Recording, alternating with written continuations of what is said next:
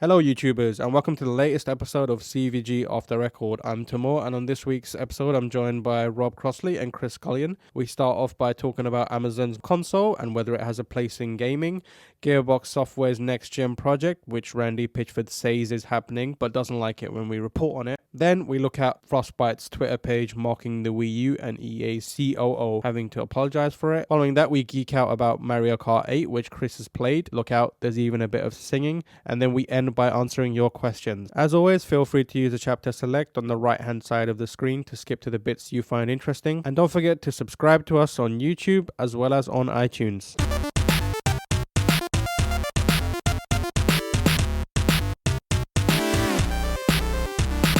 Hello and welcome to CVG Off the Record, the illest podcast on the internet. And by ill, I mean I'm actually ill, Rob. Yeah, tomorrow you have lozenges I've and got all all sorts of in it. front of I've you. got like a Swiss Army knife of medication. We've actually put Timur in a glass cage, Yeah. like Hannibal Lecter, so that he can't infect us with the Yeah. germs. So I am joined in the studio by Chris Scullion. Hello. How are you? Yeah. Not ill. No. Rob Crossley. Yeah, I'm not ill at the moment. I am starting to come over a little bit funny. I'm I going to imagine. breathe So far to too speak. much and awkwardly in your direction. Yeah, actually, for the people listening, we are actually in a very enclosed Enclosed space. room, yeah. So my germs are currently So we're But- probably going to be ill, aren't yeah, we? Yeah, expect all three funerals to kind of be dotted out. Close together, yeah. Well, this is now the evidence. Yeah. So. Exactly. So, news first up. It's been a bit of a quiet week, but then there have been like little things happening. Yeah. Stuff like, for example, Amazon revealing a micro console. That's little, isn't it? What you mean, the console itself or the story? The console's little, but the story is kind of... Yeah, I mean, it's obviously, it's not little. It's It's massive. an alright story. I mean, it's a new console. Then again, like, I'm not sure if it's coming to the UK because I spoke to them earlier today. And So- they were like, what's the UK? yeah. Do you mean Europe? So that they just said they don't have any plans and they're not going to talk about the First of all, plans. Robert of Crossley, you wrote this story. So explain to us... Robert of Crossley. Robert of Crossley, yeah. I've decided to turn everyone into Dark Souls characters. But you also Robert of You Crossley. just put of in the middle of your name. Yeah. First of all, break down what this console is. What? It's an Ouya sold by Amazon directly. That's essentially what it is. It's got 2 gig of RAM. It's like a micro console, so it's not going to be the most powerful thing in the world. It's probably as powerful as the latest smartphone. And it's based on Android, so you can play loads of Android games on it. Woo! Yay! You can play. Have you played The Walking Dead? Yeah, I've played it on. Do my you want to Xbox. play it again? Not at all. Oh, have you played Fables? Yes, I have. Wow, do you want to play it again? Not at all. Oh, God. It's basically Kindle Fire on your TV. Yeah, but that doesn't sound appealing at all to me. yeah, but then again, it's $99, so Mhm. therefore £80. Yeah. No, Roughly the same price. Isn't Apple TV that much? Yeah, Apple TV is that much, and an Ouya is that much as well. Forget Puya. If I had Wow, that is $99, some cutting insight there. yeah, Ouya. take that. What?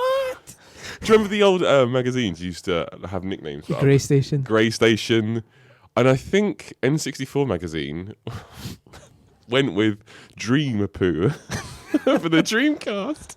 And I was like, you're not even trying anymore. Can you come up with a better one than Dream Poo? Cast. Screamcast. Cast. Screamcast? Cast. Nah, Cast. that's a bit shit. Shit.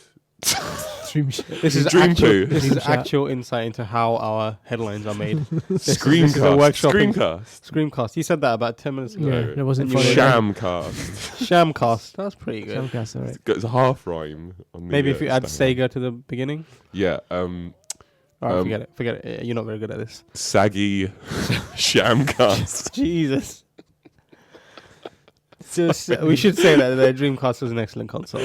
Yeah, it was. That's one of the finest. So this is a was small pretty good. device which carries 2 gigs of memory, a quad-core processor, a Yeah. dedicated GPU, and Wi-Fi support built in. Larson, Amazon Kindle exec, right? Yeah, he's there. Yeah. Yeah, so he said it's a tiny, incredibly powerful, and unbelievably simple device. I mean, it is. The thing is that if you've got an Ouya, this is essentially the same thing at the same price, but streams movies. Mm-hmm. So that means both people who have an Ouya probably wouldn't want to buy it. Yeah. At the end of the day, it's not a big story in a gaming kind of context. You say that, but then I think in the kind of bigger picture, for like kind of not just for gamers, but there'll be a lot of people who go on Amazon. It's front and center on the American Amazon site right now. People look at it and go, maybe this is a chance for me to get into this Netflix that all the kids are talking about. And so I think it's designed to kind of catch it's a much larger net, and they're trying to ensnare a wider range of people. So I don't necessarily think it's for us, but as a gamer, it passes me by completely, because every now and then I think I need to buy something extravagant, and whenever it's something. How often do you do this? It's like every 1 or 2 I need to get months. something really expensive. I bought a second Elgato yesterday. That thing cost like £150. Awesome. So I sometimes I think, I want to get a streaming thing, so I can put it in my room or somewhere else in my house, and then eventually it leads to in my room currently right now, my gaming setup is an Xbox One, which can stream everything an Apple TV can, an Xbox 360, a PlayStation 3, a PC, an iPad. It's like I've got a billion other devices to stream this stuff on, which is why stuff like even Apple TV and this thing, if it came out here, it would just not be for me. I just don't understand why I would buy an inferior device. Yeah, I mean, it's for entry level people. Yeah, so I think it will do really well. I think it will do really well, because you mentioned all those consoles, Timur, but where'd you get the games from? What do you mean? Well, if you want to buy a game, like pretty cheap, where do you go? To the internet? Yes, and what site do you go on? Games.com. Game.co.uk. All right, well, if you had said I did Amazon... that just to avoid avoid the obvious basically, trap. I mean... No, it's usually Amazon, yeah. Yeah, the reason why Amazon sells so many Kindle devices and have done so well is because... because you can rip PDFs and put them on there. Yeah, if you're shopping for batteries, it will say, you've been looking for batteries. People who bought batteries also liked Amazon Kindle. Knives. Yeah. Are you making a bug out bag? If so, we have hatchets on sale too. Have you had anything really insulting like on those recommended from Amazon? So have you bought something and then they said, oh, you like this, so you'll probably like this? Yeah, I've heard one that says, you bought Cyndi Lauper's Greatest Hits, you must be a prick. Say that one. I never buy you'd have to buy small unnecessary things from there, not unnecessary, but stuff that is probably more convenient to buy elsewhere, like deodorant and stuff like that. Yeah. I know people that buy everything from Amazon. I only buy stuff like movies and games, so usually it'll just recommend some shit game that I've already got or something like that. It's never like, you need to shave. Here's some fucking shaving blade. You need this. It was really weird because during the London riots, which is a thing that actually happened, It was recommending CS gas to you. it was recommending baseball bats. Oh, really? And I was like, what? Metal ones or wooden ones? Wooden ones. Oh, And nice. I bought 3, but Said jump in. He bought 3 and wrecked a Tesco. Came out with made free- profit in the end. Came out with free coffee bags, and it's like, worth it. The bats cost me £2 a pop. This coffee was going for 4. Done. Made more money back. So Amazon Fire TV, it will do really well because whenever you search for a game on Amazon, it will say, hey, we've got our own games console. And it's 99 quid. And mums are going to love it at Christmas. I think it's going to sell. Yeah, but way it can't better play the majority of the games that are on. Yeah, I mean, yeah. I'm not saying it's going to be good. It won't be good. I'm saying it's going to do really well. It's like I say, it's for people who aren't your hardcore gamers. It's for the families who have bought a Kindle, got a Kindle Fire because it's cheaper than an iPad, and they're now looking at this going, maybe they're maybe not even interested in the games. They're doing it for the entertainment side of things, and the games are just a fun extra. For a fun extra, Candy Crush generation. It's aimed at. I think. For a fun extra, they seem to be going to quite great lengths to hire well-known talent from the industry. They recently hired Kim Swift, designer of Portal, and Clint Hocking, Far Cry 2. Yeah, both kind of industry legends at this point. Kim Swift went on to make there's I forgot what it's called now. It's a similar type Quantum game. Quantum Conundrum. That's the one. She went on to make which that. was it was a good game, but not you know, it didn't have the clout of Valve behind it and that kind of thing. No, that was basically her idea for Portal 2 before she left. Yeah. And they also acquired Double Helix a while And they back have as well. Double Helix Games, yeah. So They're serious. They're clearly serious. they're building a studio, and if the only thing they're going to produce games for is this, what does that mean? Because those are talented people, and that means we're going to get like fucking shitty mobile games from them. Yeah, well, mate, I mean, who knows? Who knows? It's gonna. I think they're probably gonna have a bit more freedom than they would if they worked for standard AAA studio on a console game. So the problem is a lot of these games are going to have to be designed with the remote in mind, because although you can buy a separate controller, that's instantly dividing the install base, because not everyone who's going to buy it is in. Particularly considering who it's probably aimed at, I would imagine the vast majority of people who buy this aren't then going to spend another $40 on the controller because they're not that into games. And also the controller looks shit. Yeah, it's basically an on-live controller. So yeah, but like a shit one. So the majority of games, if developers want to make... the on-live controller couldn't get shit. You thought that was bad. Amazon has other plans. So if the majority of developers want to make money through this thing, then they're going to have to design games with that remote control in mind. So expect a lot of RPGs and stuff like that, I would have thought. Yeah, well, also, I mean, I think it's going to be good for microconsoles in general, because games developers now are going to say, okay, I can make this for Ouya, but I can also, pretty simply, because they're both based on Android, the Ouya and the Fire TV, developers are going to go, oh, okay, well, I can sort of make for both platforms now. Yeah. So it's going to be good. It says you. Says you. Randy Pitchford. Have you heard of this guy? Oh, that guy. Love He's the been man. saying things He's and my then getting favourite really WWF angry. wrestler ever. Yeah, he's been saying things and getting really angry when people direct quote him. Can you explain more, Rob? Yeah, he was like, doesn't understand how journalism, quantum physics. news. I think he thinks journalism is everything that he wants it to be, Mm-hmm. rather than everything that it needs to be and should be. He obviously I mean, there's massive rumours, isn't there, about Borderlands 3? Yeah. I mean, you hear so much on the grapevine about that game, and you know, he says that they've got a next gen announcement to make soon. People putting two and two together quite rightly, and he's just livid with them. Yeah. So he said, someone asked him, when can we expect something, new on next gen consoles from you guys? And he replied on Twitter, we're working on next gen's platform TBD. We'll probably announce something later this year. So GameSpot reported Gearbox likely to reveal Xbox One PS4 game this year. And then he kind of tweeted that story and said, ever wondered how to fabricate a news story from arbitrary disconnected comments and tweets?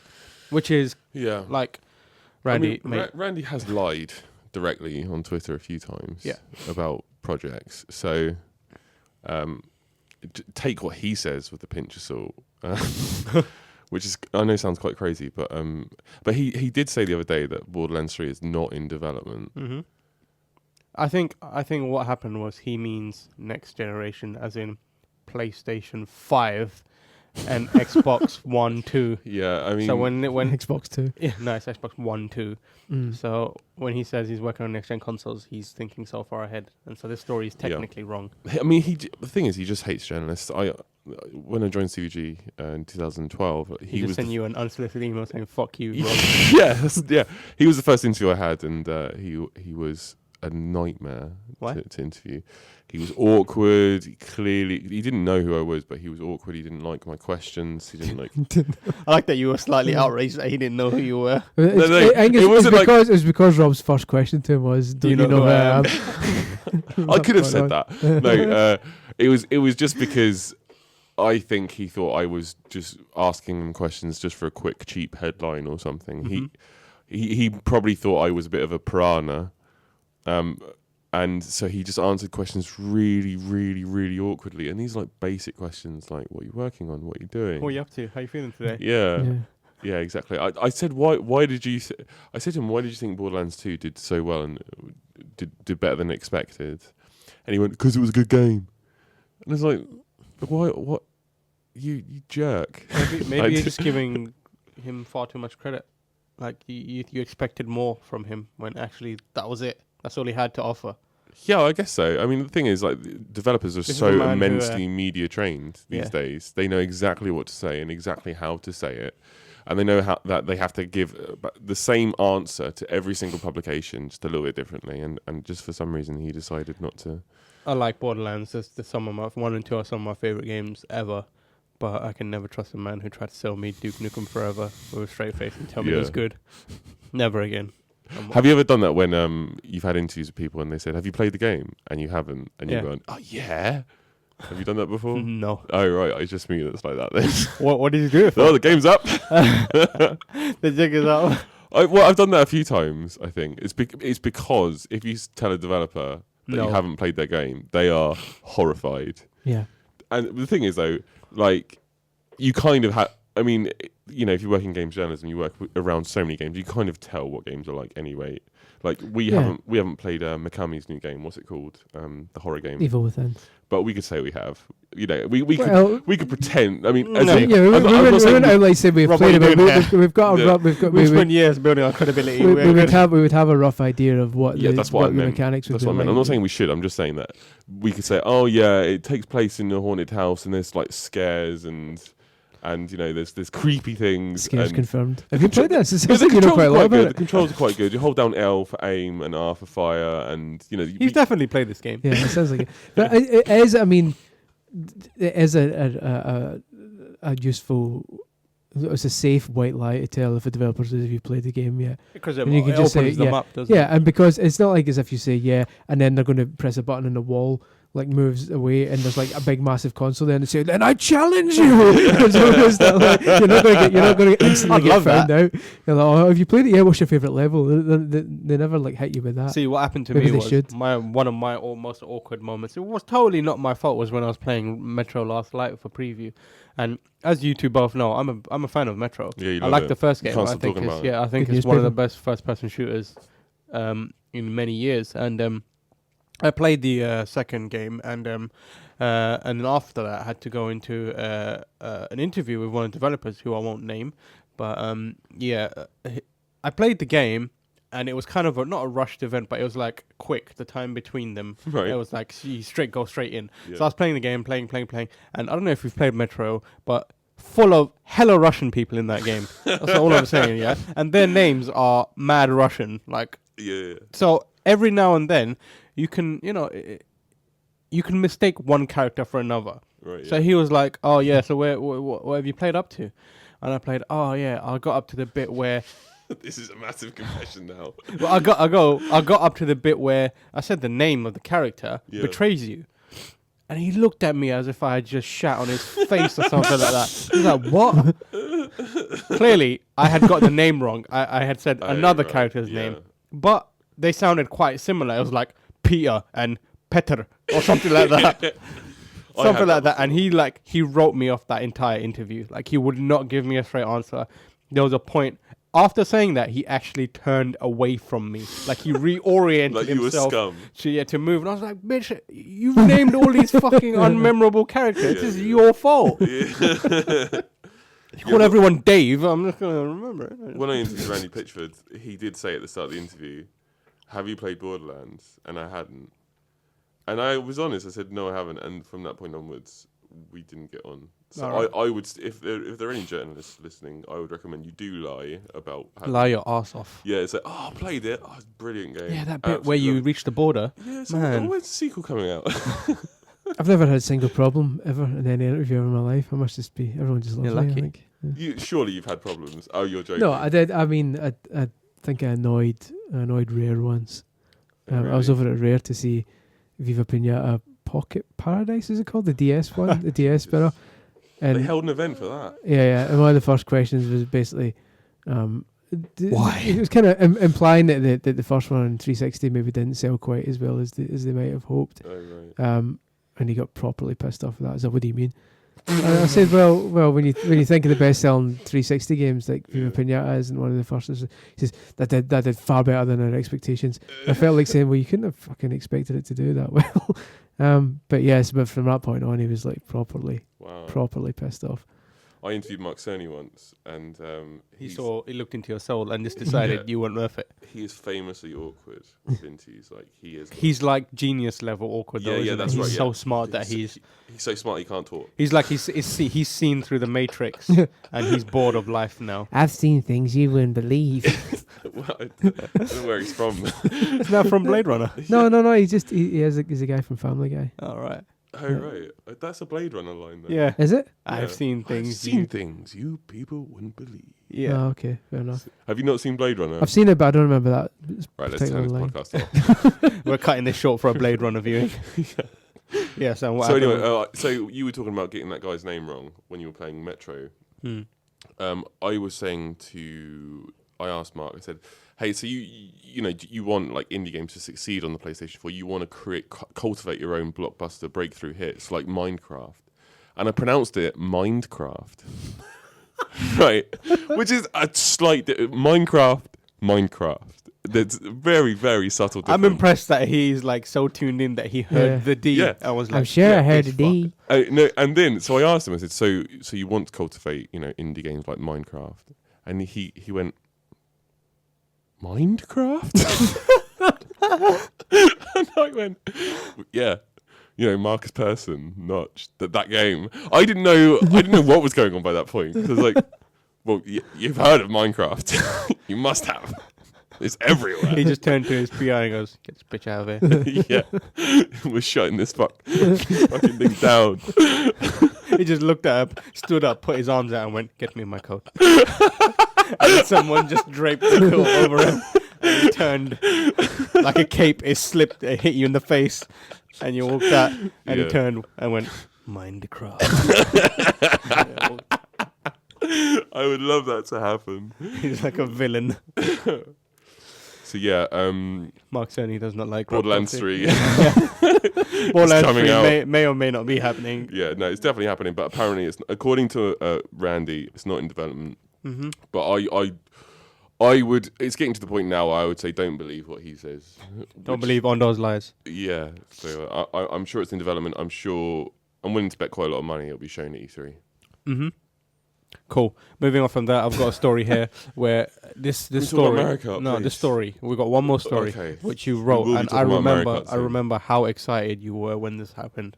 Like there was a point where you looked over at me, and like the world had stopped for you, and then you're like, "Oh my god, such and such has happened." This is going to be And a that, really boring industry story. Phil isn't it? Spencer was promoted to head of Xbox. I did get well excited.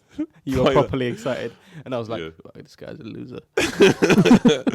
Yeah, no, it's actually more significant than the headline would suggest. This is basically Microsoft's ultimate 180. This is Microsoft's ultimate 180. This is them going from an all-in-one entertainment company to a games-first company. Don Matrick, the former boss of Xbox, his vision, and he did a fantastic job, to be fair to him, his vision was this all-in-one entertainment system, which is what the 360 was at the end of its cycle. You're gonna get right? so much shit now for saying he did a fantastic job. No. I mean, at the end of the 360, universal villain. who can deny the end of the 360? It was a remarkable media device Yeah. that played games, Netflix, WWE, Sky, everything. It was just fantastic, and they wanted to. But that's as far as it went. They wanted to accelerate it. They were going to push it really hard. We know what the story of the Xbox One is. Yeah. They went a bit too far with that idea, and people didn't like it. What Phil Spencer is going to do? He is going to, from the ground up, create a company that is games first. Mm-hmm. This isn't about PR. This isn't about messaging. This is Smart. the boss wants games. That's what he wants. He doesn't want any of that NFL bullshit. Yeah. I mean, he'll still, the deal's done now, so he'll still allow it. Yeah. But this, he'll still allow it. Sir, NFL, please. I will allow it. Yeah, we spend like billions on this. Yeah, all right. But if you try and push NBA on me, you're fucked. You're over. Have you You'll never heard work in this of industry again. soccer? Be gone. Sir, all I need is Blinkbox. Fuck out of here. Right. But my point is the man's worked at Microsoft Studios now for 8 years, right? Yep. He lives and breathes games. It's the smartest thing Microsoft could do. Seriously, it's really, really super smart. So, really, really happy for them. So his statement was, "I will be leading the Xbox Live, and creative teams, including Xbox Music, Xbox Video, and Microsoft Studios, as we deliver the next generation of games and entertainment." On point. I like that. There was one point when they said TV constantly, and now he's in there and he's like, "Games? Remember those?" I'm gonna be sorting that out. The only problem I have with it is every time I write his name in an article, I sometimes write Phil Spector by mistake and then have to Who change the it. hell is Phil Spector? He's a dodgy character. Oh man, But I other thought you than just that- combined Phil Spencer and Warren Spector into no, one no, man, no. one Uber man. We're gonna have to go through all of Chris's Warren Spector stories now, just to make sure. I don't have. Yeah, I think Warren Spector. I'm I sure don't you know, wrote Warren about Spector Mickey stories. Mouse at one point. Oh yeah, That it was- epic Mickey game. it's good Final to story. Oh, This is one that you'll Go on. like. You enjoyed. EA's Coo, oh. COO, sorry, apologized for stupid Wii U Frostbite April Fool's joke. That was Right. Well, first of all, that was an amazing. I thought it was excellent. I thought it was a fucking outrage. It was It was awful, just- but I was like, how is someone stupid enough to do For that? people listening, it was April Fool's Day, and everyone was doing their funny things. And EA's official origin, sorry, not origin, Frostbite engine account. So there's actually an official Twitter account for the Frostbite engine. Become self-aware. Yeah, exactly. Yeah. Why was I If you're having programmed to if you're feel having pain? trouble building games on it, you can just tweet at it, and it'll be like Pray try and for underscore. Pray for Mojo. That was his first tweet. So people were doing their jokes. And have you got the tweet there from what they said? No, but I can get it. They said, I think it was breaking Half-Life 3 officially announced for Wii U. Yeah, Wii U exclusive, and that on Which its is own like, was a bit like okay, graphics. that's That's essentially but what. the thing was that was the first tweet, and it was kind of subtle. It wasn't blatantly saying graphics. The joke was kind of Half-Life 3 confirmed, Wii U exclusive, as in the console that no one's buying. That'll be the one. These are your peers in the industry. so. But when that one came out, people were saying, okay, that's Frostbite April Fool. That's not really original, but okay, whatever. But then they posted a second tweet, basically saying that the Frostbite engine would now support Wii U because it's the most powerful next gen system, and that it was being optimized for Zelda and Mario, and you're just like, fuck off. It was just Nintendo has never made a deal out of graphics. Yeah, exactly. It's picking a fight with someone who. But why? I mean, these are it's such an unprofessional thing to do. Yeah. These are your peers. Yeah. Like you're supposed to want everyone to do really well in the industry. Yeah. Because I know CVG gets accused of being bought out by Microsoft and Sony and Nintendo. Still haven't seen any of that money myself. No, well, it's all gone to me. Well, yeah. Makes sense. I'm building this new game called Minecraft. Anyway, the thing is that we're pro-enterprise on CVG. We want the entire industry to do incredibly we well. love Star Trek. Yeah. Does anyone here like Star Trek? Fuck that Battlestar Galactica shit. Yeah. So It's alright. I was always a Star Wars man myself, but Yeah. Battlestar all the way. But the thing is, it was a totally unprofessional thing to do, and it wasn't funny. well, and especially considering like for the last year or so, Nintendo and Nintendo fans have been a bit touchy about the whole EA subject anyway, because they feel Yeah. let down by EA, who Or were actually on stage when the Wii U was first announced, saying, "Yeah, we're going to support the Wii U like crazy," and then they brought out a half-arsed FIFA game, a half-arsed Madden game, and then that was it. They dropped the mic solid and said, effort of Mass Effect. solid Mass Effect, but the problem was it was just a typical launch day situation, which was through no fault of anyone. It was an unfinished FIFA game, an unfinished Madden game, a Mass Effect which had been out 8 months before, and came out on Wii U for like £45, and it was sitting alongside a £15 360 version, so no one bought it. Need for Speed came out a couple of months later, and that was really good, but again by that point everyone had already bought it, and then the EA then basically kind of came out and said, well, no one's buying our games, and then dropped the mic and just left. But the reason no one bought the games is because they were either unfinished, like kind of not the proper experience, or the old games that were just being re-released. We fundamentally disagree on that. The reason why EA games and Activision games don't do well on the Wii U. You blame third parties, I blame Nintendo. But the fact of the matter is that these are peers in the industry. These are two companies that eventually will have to work together again at some point. And so I don't understand why someone would even enjoy tweeting. Yeah. Why is that even funny? Yeah. Like they're going through a pretty rough time. I think what you're saying about us disagreeing, I think I'm at the kind of halfway stage where I feel that. Timur's just that's let off a sneeze. He's held out pretty well. He's been doing well. That one has been tickling me for about an hour and a half. I mean, I appreciate that the third parties historically don't do well on Nintendo systems, but part of me also feels that, I'm not suggesting that they don't try, but that they should at least provide the most definitive, as complete a game as possible on Nintendo, and not be of the. Not that I'm suggesting this is the case. I need to be very careful here, but to almost think, well, the Wii U one isn't going to sell anything, so let's not concentrate too much on it. I mean, the historic example is the FIFA games on Wii and on 3DS were identical, like literally identical for like the 3 years running, with just the kits changed and nothing else. Whereas the when you look at the Wii U, you now think, why is the Wii U version of FIFA, why was it not basically on a par with the 360 and PS3 version, just getting the same features every year? Instead, it was like FIFA 12 or something like that. So I totally understand that. So there's that. I mean, so fair enough. Third-party games historically don't sell well on Nintendo systems, but at the same time, they're not doing themselves any favor by not giving people a reason to say, well, your game isn't as good as it is on 360, so that's why we're not buying it. Nevertheless, I look at it slightly differently. I personally feel that if they spend 10 million building a Wii U game, they'll waste 10 million because it won't sell. And if they spend 100 million building an amazing Wii U game, they'll lose 100 million because it still won't sell. Yeah, they've made dedicated efforts in the past to build Wii games, like the a really cool game called Boomblocks. Thank you. That they have made dedicated efforts in the past, and that amazing Dead Space game Extraction. They've made these, had really genuine attempts in the past, and the reason why they don't sell is because Nintendo hasn't fostered that audience. But it's also, I would say, a lack of marketing as well, because I don't remember Dead Space Extraction or Boomblocks getting anywhere near the level of marketing that the proper Dead Space got. Yeah, but eventually you're going to have to go to your marketing team. Okay, we want to spend money on promoting this game. And the marketing team will eventually say, well, the audience isn't there, so I can't waste that money, because people that buy the Wii are not going to buy this game. It's essentially a catch-22 then, is it? They're not going to market to an audience that doesn't exist, but the audience doesn't exist because they're not marketing.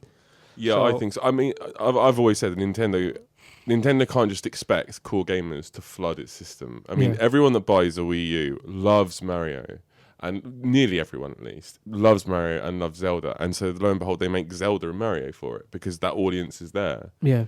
However, you can't say everyone that buys a Wii U loves Resident Evil, for example. You can't say that. But if Nintendo fostered that audience by building a console and building games that attract these gamers, then I think they'll have a better time.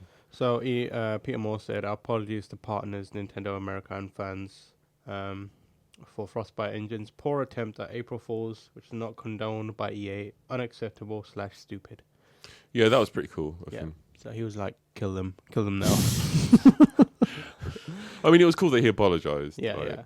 I mean, Peter Moore. It's more. I don't necessarily a tweet. It's more the fact that in a lot of people's heads, it kind of confirmed the suspicions they'd had that although EA and the people in the Frostbite Engine and all that have come out, and the professional official statement is, we have no plans for Wii U games at the moment, but we might blah blah blah. Everyone, all the kind of Nintendo fans deep down were thinking, yeah, they behind our backs, they're taking the piss out of us internally, blah blah blah blah blah. So when a tweet like that comes out, to a lot of people, that was basically confirming their suspicions. Yeah, which is why it was particularly stupid. Yeah, because it's because it's a sensitive issue. Yeah, definitely. Yeah. On the subject of April Fools, we had a blog go up which Rob put together.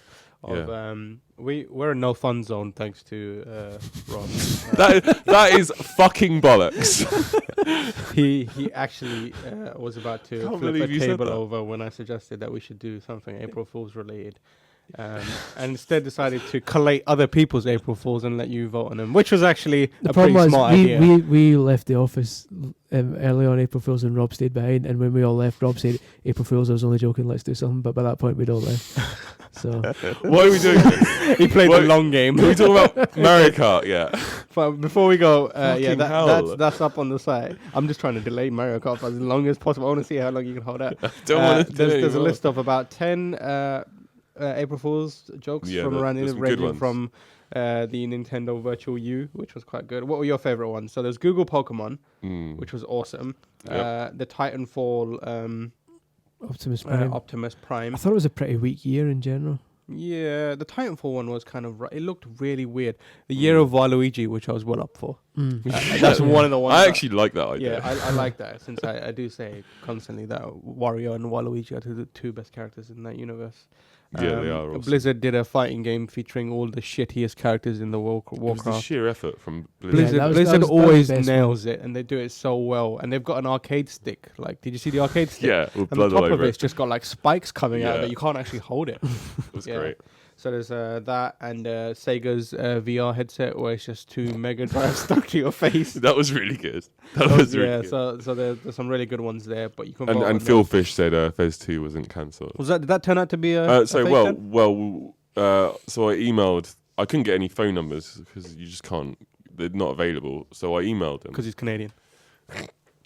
So I emailed them. Hope and I my said, wife doesn't hear this podcast. and I said, you know, He likes is to hide this away, doesn't he? genuine or not? Is there anything? And they didn't even reply. No, it would have been So- amazing if he replied in like the symbols that they use in Fez, like cryptic symbols. I just, And, I honestly, honestly, I've got to play the game again to figure it out. I know there's a whole debate to be had about Phil Fish where, you know, people say he's victimized, which he probably is. People pick on him. But just be fucking professional. You know, if someone says, is this genuine or not? Because people are now reporting on it. Just say it's a joke. Just say it's not true. Just say something. Don't just ignore emails. And this is why Rob hates April Fools. No, it's not. It's not. Did you see, He did you is see the Netflix's April- one? Huh? Did you see Netflix's April No, what was Fools? Netflix one? And if you went on Netflix on April Fools, the main movie on the top of it was just called Rotisserie Chicken. And you tap on that, and it's literally an hour and a half of just a chicken like, going around on this bit. Can you see it cook like very slowly? Well, that was. I've been really sad if I saw it to the end to see how cooked it was. It still looked I wouldn't have ate it basically by the end of it. It still looked pretty uncooked. So I'm assuming there'll be a sequel where it actually gets cooked. I like the Definitely. Google's one where you can go to Google Maps and just search for Pokemon. Find Pokemon and capture. They should keep that. That They should definitely carry should on. do They that. should be like One of filling the- that out and making it better. Is it CERN, that the research company, is that CERN? Is Yeah. that one? If you looked for their headquarters on Google Maps on April Fool's Day, it just said Pokemon Center. Where is CERN? Is it in like? I'm not sure. Is it in Europe somewhere? Yeah, Yeah. it's- Yeah. I think when I pressed the home button or the kind of lock into default place, it took me to the Pokemon Center, which was there, Yeah. and that was the only Pokemon I could get, and it was like in Switzerland or something. I was like, that's not near me in any way. I'm not going there because you have to actually find them in the real world. Don't Yeah, you? you need to go to actual And then locations. they should make that into a proper That game. sounds like a fantastic. It is really idea. good. The video is awesome because like there's a guy with his phone up and he goes under a rock and he's looking at the Pokemon. Then the Pokemon is all trying to like breathe fire on him and stuff, and he flicks the Pokeball. Like, make that into a Mm. proper There's a real, game. there's a real genuinely good idea for It's gaming. Pokemon Snap on your phone. Mm-hmm. Done. Right, let's talk about Oh my Mario god! Kart. Oh my god! Are we going to end the podcast now? Chris. Yeah, Marco, Chris, yeah, it's good. Well, that's all we get time Alright, for. let's do that. Right. So Chris, you went over to Nintendo. Yep. And Nintendo. Nintendo, as Rob would say. Mind Nintendo. And played Mario Kart. Yeah. 8. Mario Kart. Mario. Yeah. I mean, I'm a pretty big Mario Kart nerd anyway, so it goes without saying that I thought it was incredible. So, yeah. Great, thanks for listening, everyone. Let's actually leave it at that. No. Let's do it. Let's do it. Let's leave it at that. Now he wants to do the fucking April Fools. Yeah. No, So you can have fun, but only when he Yeah. says That's right. a lot despicable. of fun time has begun. No, I'm not like Al fucking Gore. Definitely invent the internet. so yeah, Mario Kart. I played. There's again the started to So break it down. How was the experience? Tell it to us like an American journalist would write a preview.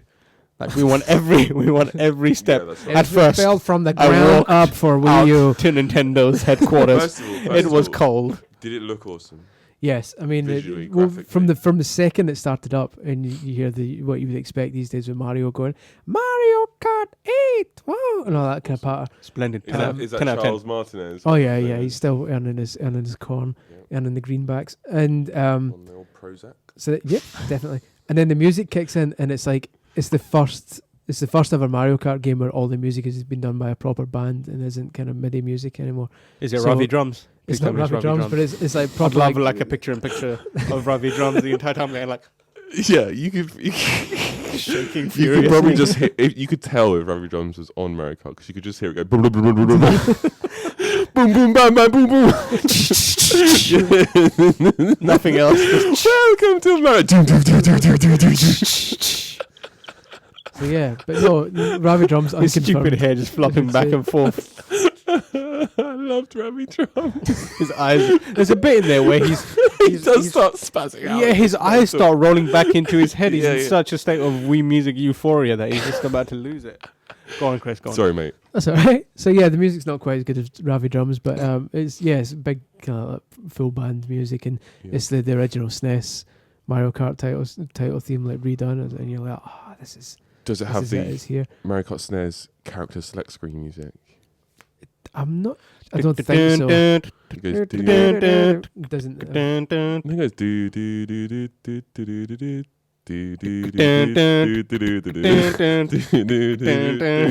Losing the will to live. It's like the worst. Never mind the Buzzcocks round ever. We should totally do that. That's what it was. We That's should, how we it should actually do sounds. that. We should do CVG Buzzcocks. Try and guess. Great idea. Try and guess the game. Let's not do it Anyway. right now. Let's not do it now. So yeah, so Yeah. loads of characters, loads of kind of the only new ones confirmed so far are the Koopalings, which are the 7 Bowser's kids. One of them's got the Which- dumbest name. Well, they've all got pretty. They were all named. I'm going to get really. They were all named after famous 80s celebrities, controversial figures. So there's Controversial figures, you mean like Operation U-Tree? no. They're all above board. But there's like I'll go. I'll go Koopa. No, yeah, but if you go through it, it's all on Wikipedia. You can find out. But all 7 of the The Koopalings blue were one that you named played after in the video preview. thing. Morton Koopa. Jr. Morton. Morton. Yeah. Who's he Morton named Koopa. after? He's named after Morton Downey, who I believe was a controversial talk show host in Nice. America. Jesus. So That yeah, knowledge. There's Morton. There's Iggy Koopa, who's named after Iggy Pop. There's Wendy O Koopa, who's named after Wendy O. I can't remember her surname. Windy Pop. No, but she was like a punk singer. That's what my in the friend used 80s to and all call the that. She had- burps. Windy pops.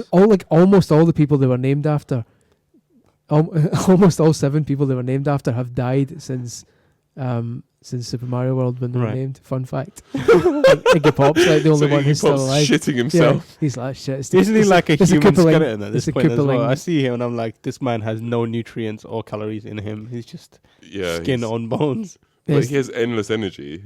So Mm. Well played. But Right, it's so- a Koopaling curse. I think he is the only one left because Roy Orbison's one of them. He's dead. Morton Downey's dead. This That is Wendy pretty grim Wilson's for dead. a game about welcome to Mario.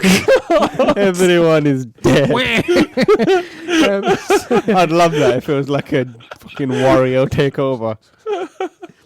so they're all in it, and they're alive Look, for. I would never laugh at the dead, but if Iggy Pop gets run over, By Wario. Slips on a banana peel. I probably would laugh. So when they were first announced, I was a bit pissed off because I thought, well, that's I 7 remember that, you were that's actually 7 pissed off. characters that have been used up by Placeholders. Koopalings. Yeah. But it's not so bad when you play them. They've all each got their own kind of personality, and they do look like different enough to kind of justify themselves as new characters. There's still some to be revealed, so hopefully there'll be some more kind of unique ones because if nothing else, the Mario Kart series recently have thrown up some really fucking odd characters. You know, Funky Kong was in Mario Kart Wii, and the big fucking bee from Mario Galaxy was in It's going to be Lumia, Mario innit? Kart 7. Yeah, it'll be. I don't even know who it'll be. I can't think of anyone that bad. We Fit Trainer. Just driving. Oh yeah. So then That'll be you, alright. What? then you go in. There's 32 tracks in it, like there usually is in Mario Kart games. I played half of them, so 2 of the new cups and 2 of the retro cups. It just looks incredible. Mm. It's No, me and you, we love F-Zero games. don't Yeah. we love the SNES one. Adore. Apparently I don't love F-Zero games. What do you like F-Zero? Yes, I quite like it. Oh, right, okay. Well, I think there's been 4, hasn't there? We all love all of them, I imagine. But Yeah. there is a question of when is an F-Zero coming to Wii U? And this is half the answer to the answer of why there isn't one. Yeah, it isn't because obviously it's got this. It's got this. You're wrong there, Rob. No, I can see why you would say that. I can see why you would say that because the way it's been promoted in Nintendo's videos is obviously there's this new anti-gravity mechanic where sometimes you go over a bit of track and your wheels go and go up sideways like the DeLorean in Back to the Future, and then you can go up walls and across ceilings and everything. Right.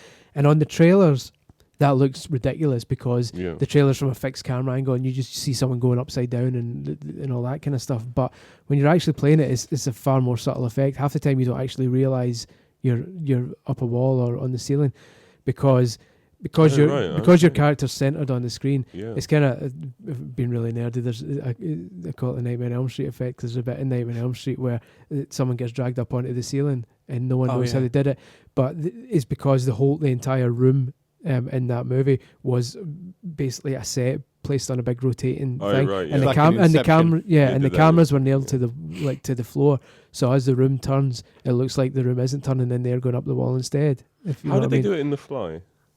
In The Fly, yeah, because he jumps on the wall. Put a camera on a very small fly and then let it fly around. Because Jeff Goldblum just sort of jumps on from the ceiling to the wall to the floor, and I never figured out how they did it. Well, it may have been a similar situation. It's like a rotating room. It's like where as he jumps, they turn it together. Yeah, so the cameras. I think you're all overthinking this. I think Jeff Goldblum can actually just do that. That's true. Actually, that's confirmed.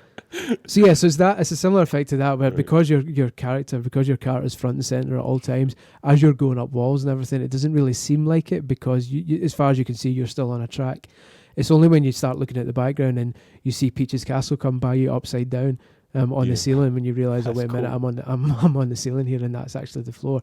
So there's the waterfall one, which I've seen quite a few times, which is really cool. And I mean, again, you don't. If you look on the preview on CVG, I've got a kind of big box out showing that waterfall stage. I believe is called Shy Guy Falls. As you're racing it, you kind of realise, oh wait a minute, I'm going up a waterfall here. And then so there's a bit where you go up a waterfall, and then you go along this kind of wooden bridge, and then back down another waterfall, and then you hit this ramp at the end, and that's one of the few points where you go shit, because it all kind of turns. Wow, that sounds amazing. But then when you look at the screenshot, actually sounds like a roller coaster, right? Yeah. But then when you look at the screenshot, it looks a million times more extreme than it actually was, because the screenshot that's on the site shows you Bowser and his Koopalings kind of gliding away. They've done the whole bit and gliding away, and you can see just the massive 2 waterfalls behind them, and you can imagine kind of going up them in the background and gliding out. So yeah, it's a weird one. It's still a pretty cool thing, but it's not. Do they have stomach churning or anything? But it like adds to the Mario Kart formula. These Oh thrills. yeah. It's a nice kind of addition of set pieces. Do they have like a free roam camera mode? That would be awesome in this game. I'd love to have like just to look around and stuff. Yeah, actually it's a having shame to they race. don't. I mean, but they do have like a new director highlight thing. Yeah, there's a new replay thing which we originally weren't allowed to talk about. We were told like at the last minute that we can now talk about it, which is good because it's a really genuinely amazing thing. And previous Mario Karts have had replays and they've always been dog shit, and you just think, right, come on, no one cares about the replay, and you just skip it. But this is the first time I actually took time with the replays because it's genuinely fun. So there's a replay editor where you could set it different commands, so you can say, right, focus on, you can choose up to 4 characters for the highlights to focus on. So it's not full replays, it's just highlights. So you can say, keep an eye on Mario and Toadette throughout the entire race. Yeah, and show me their highlights, and only show me the best drifts, and make it 60 seconds long. So you'll then get 60 seconds of Mario's best drifts and Toadette's best drifts and stuff. But and at any point you can that stuff is going on Miiverse, isn't it? Yeah, absolutely. And that's the whole point of it, is you can share it with friends. And there's this Mario Kart TV thing which they haven't fully. I mean, like if you play any of the Mario Kart games for an hour with your friends, something amazing will happen. Yeah, exactly. Point, you know. And the whole point, and the extra thing which makes it even more amazing is you can slow it down, which sounds like the most boring feature ever, that you can slow down the replay. But it properly slows it down to Matrix levels of slowness. And because so much goes on in Mario Kart, you can't appreciate the graphics. Sorry, my throat's gone. You can't appreciate. No, not graphics. You can't appreciate this No, glorious graphics. when the like if you throw a shell at someone, a green The shell, animation's so quick that you don't it's so quick you can't appreciate it. But when you slow it right down, you can see like Mario, he's holding the shell up in his hands. They actually hold the items this time, like in Double Dash, and they used to. So, and you can see the wheels like turning really slowly. You can see his moustache is kind of flapping in the breeze, and you can see he's looking at like the nearest enemy. He throws the shell, and the shell's kind of skidding along the ground, and then you can see their face. They're all happy, and then they go, oh, and like the face like changes, and they start turning. Like the detail is incredible. Yeah, I wonder if that's like post effect stuff, you know. So I wonder if, because obviously so much resource has to be used for during the race when everything's all happening. Once they save it, maybe they can sort of afterwards add in effects. Maybe, because I mean, after all, like most kind of games, a replay is just a series of commands that it's just repeating. So there's nothing to stop them just applying those commands to a more up-res. It reminds me of like if that's the case, that's a very clever thing to do. It reminds me of in Street Fighter, where if you like, for example, if you're playing against someone and you catch them in a ultra. As the ultra is happening, if you look at their faces, their expression changes. And my favorite one is Sagat's one, where if you catch him in an ultra, his face is just like he goes, and his jaw just drops to the floor. He's like, "Oh man," and that happens, and it's just so cool of a thing to happen. And it's like that moment. It gives you that moment to like turn to your friend and be like, "Yeah, you're about to eat something right now." That's amazing. So that's cool. I mean, there's a couple of other new additions. It's not completely revolutionising items. Mario Kart game. There's a couple of new items. There's a new thing when you're both anti-gravity, because your wheels are out to the side, still kind of spinning. You can bump it if you bump into someone. That's well clever. Your wheel will catch off their wheel and you'll get a boost. Sort of things. What does that mean for? That kind of helps if you're a bigger guy. Like if you're Bowser, you're kind of one of your main strategies is to muscle people off the. Yeah, that's right. Thing. Do they still actually get pushed as well? Well, they still get pushed. I need to spend a bit more time with it to kind of work out all the ins and outs of it. But from what I can gather, whereas when you're on the track, normally the bigger guys get the advantage because they can just plow into people. When you're anti-gravity, from what I can gather, it goes by speed. So if you're whoever's fastest when the two of them collide is the one who gets the boost, and the other one gets nudged out of the way. So in a way that if I'm right and that's what it is, then that evens it out a bit. So whereas the big guys will be more powerful on the ground when it's anti-gravity, they're less likely to be faster at that point. And so the smaller ones will get the advantage. Is there still the bloody blue shell? There is, but it was a lot rarer than it has been before. It's still, I think it got absurd on Mario Kart Wii. Yeah, the blue shelling. It's still there. It doesn't soar through the air anymore. It slides across the ground, taking lots of people out. And then so when it gets to you, it rises up and drops on you. So it's still a guaranteed hit. It's still a guaranteed hit for now. I mean, we've been a guaranteed hit, and anyone not paying attention behind first place will get screwed as well. Yeah, which is kind of worrying. That is, yeah. Before, at least one person was getting dicked over. This time, everyone could potentially get it. Yeah, which is kind of weird. I mean, it's guaranteed hit for now. There's still, by the looks of it, Nintendo provided B-roll footage, apparently to American press, and some like showing stuff like Rainbow Road and stuff, which wasn't in the version I played, like showing some of the final stuff.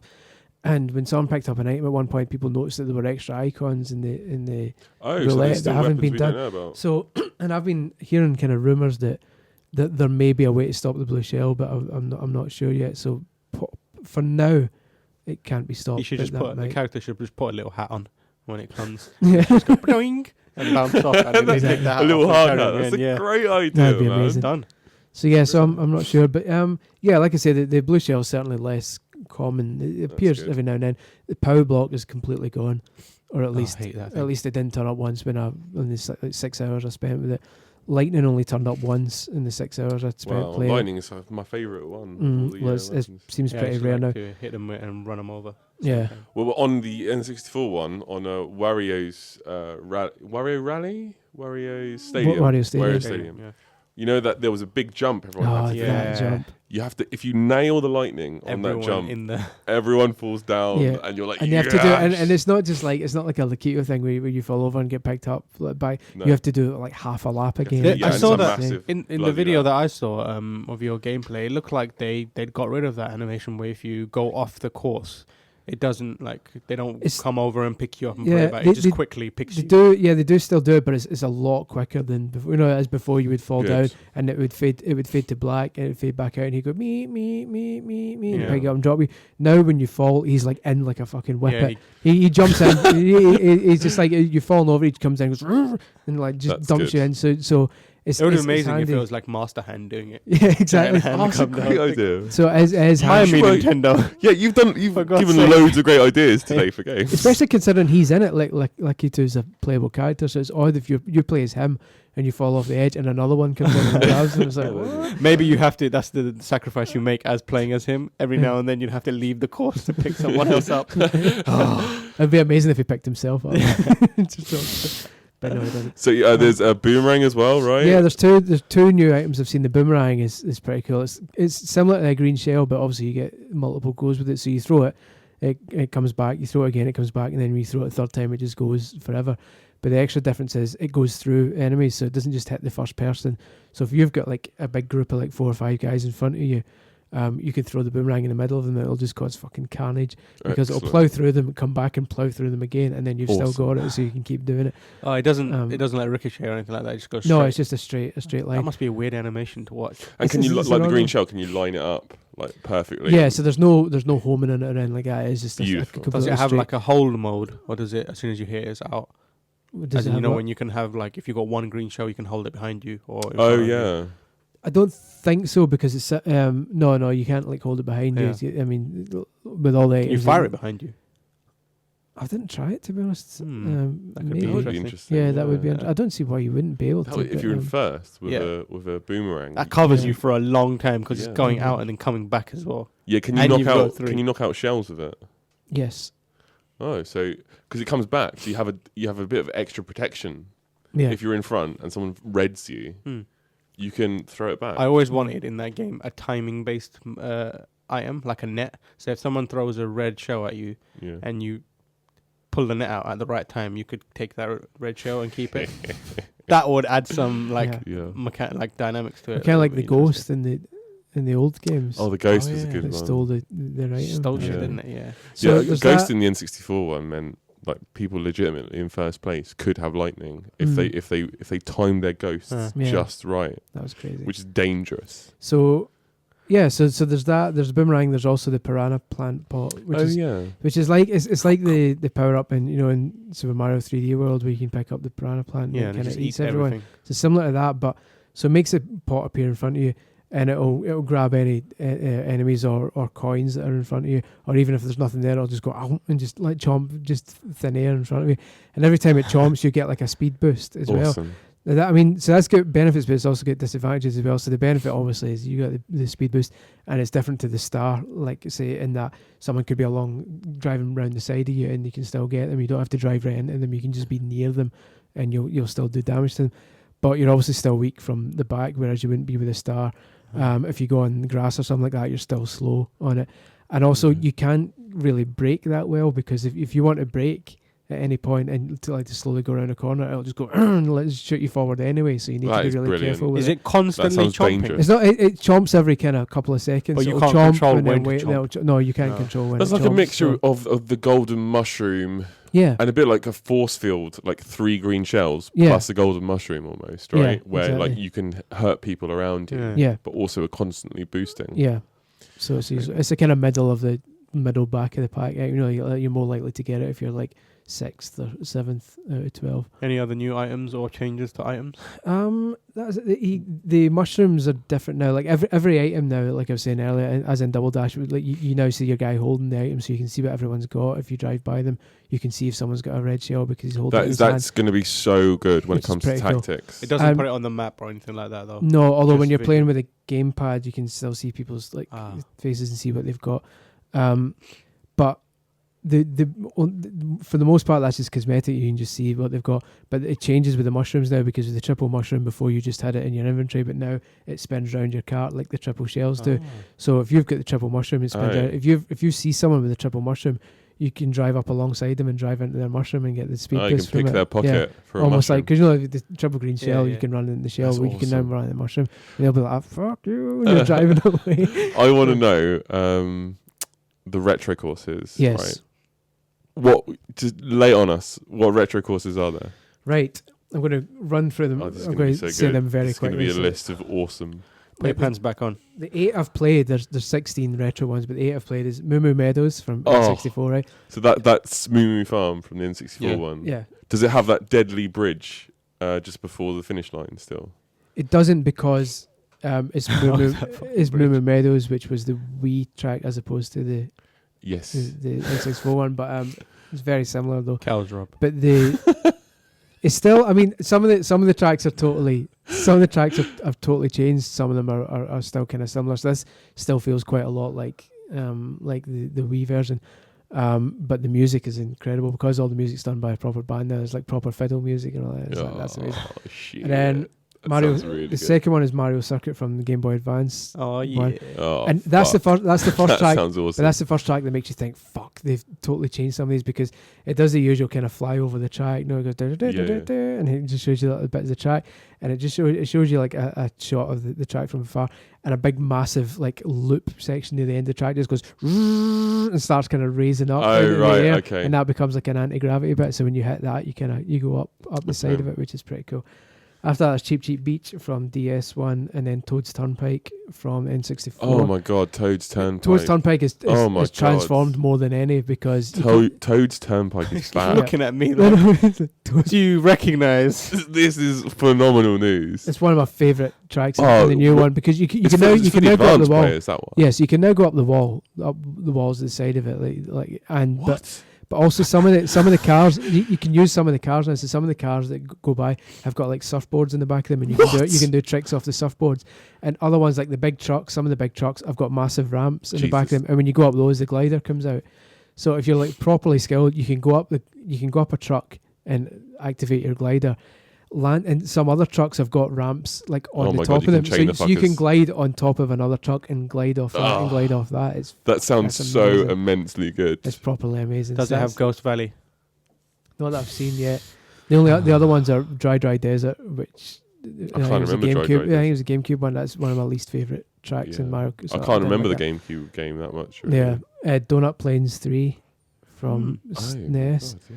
Royal Raceway from N64, Oh, Royal Raceway, which man. looks amazing. You know the big massive jump in it? Yeah, That's yeah. now like a glide jump. So when you do the jump, you can glide and like control it. Does it still have a really, really narrow landing zone?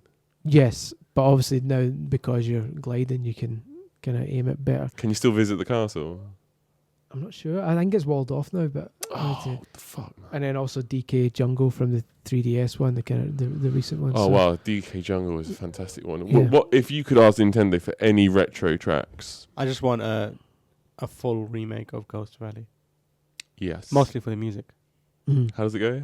Boom, boom, boom, boom.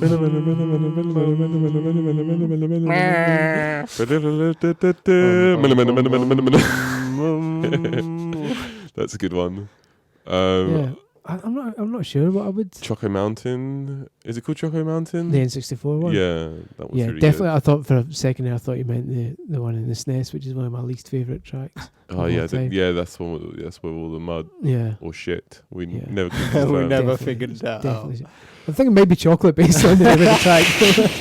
It's not called Just a like hunch, it might be Yeah. chocolate, not mud or shit. Shit Mountain.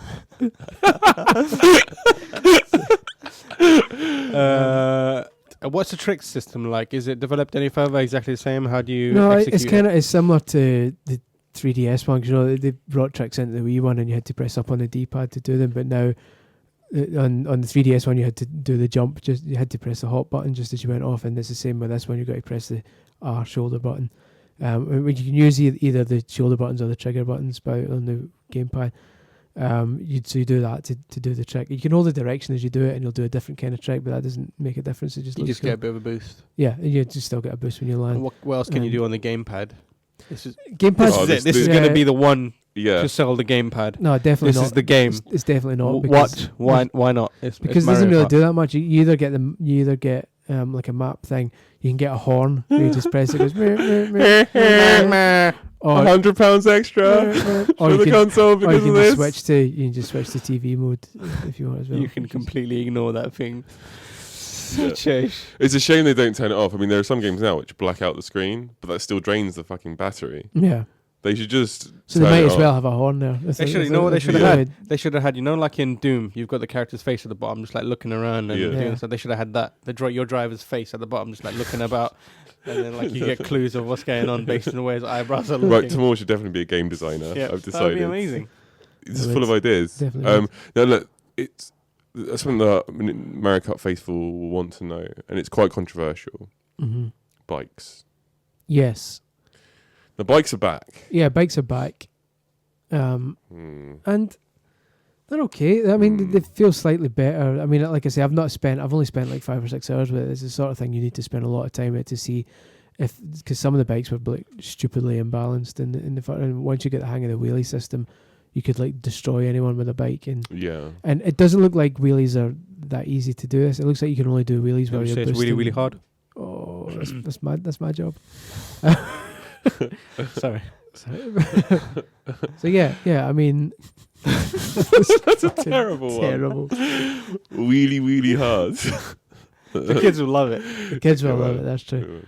But yeah, so it's kind of too early to say whether the bikes are a massive problem.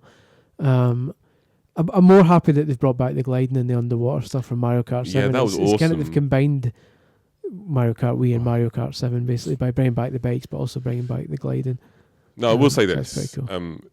Usually when we go out on assignment to cover a game or to interview people, we usually come back and you can tell how exciting the game is or how good the interview is just by the look on the faces of people that have come back.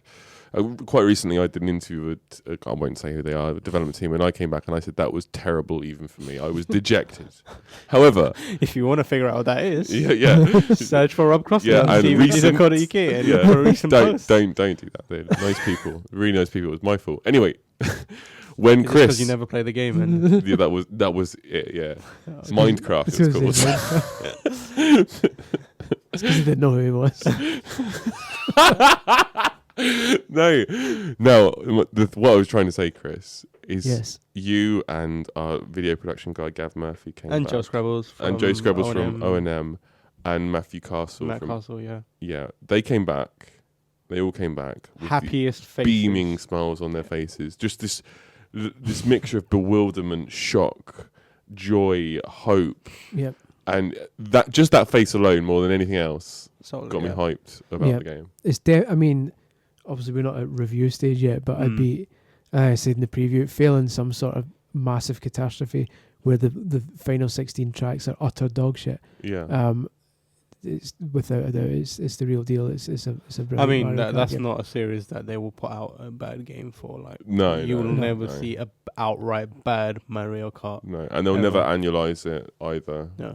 That's the thing is people always say, "Oh, another Mario Kart," but and another this and another that. There hasn't been a system that's had 2 Mario Karts on it. Yeah, it's the same as Grand Theft Auto. It's a once a generation effort. Yeah, it's like I mean even GTA had 2 on. Well, it had technically it had 3 on PS2. Well, technically 4 if you count the DLC as expansions, right? I was thinking more PS2, GTA 3, Vice City, and San Andreas. Oh right. And then you had GTA 4 and GTA 5, and whereas Ballad of Gay-Tony, and the motorbike one. whereas with Mario Kart, you don't even need to say the names of the games. You can just say, was your favourite Mario Kart N64, or was it the GameCube one, or was it the Wii one? Like every system has the Mario Kart. So this is the Mario Kart.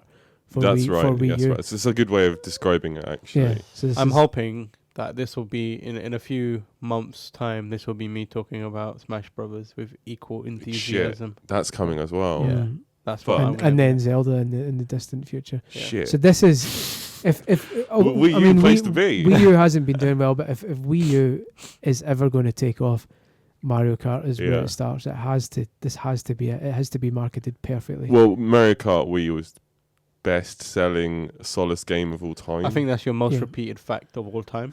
Like I'm sure of. Yeah. There's about 7 podcasts out there where you've said that. It's 35 million. Oh, I didn't know the fact police were going to kick the door down. They will.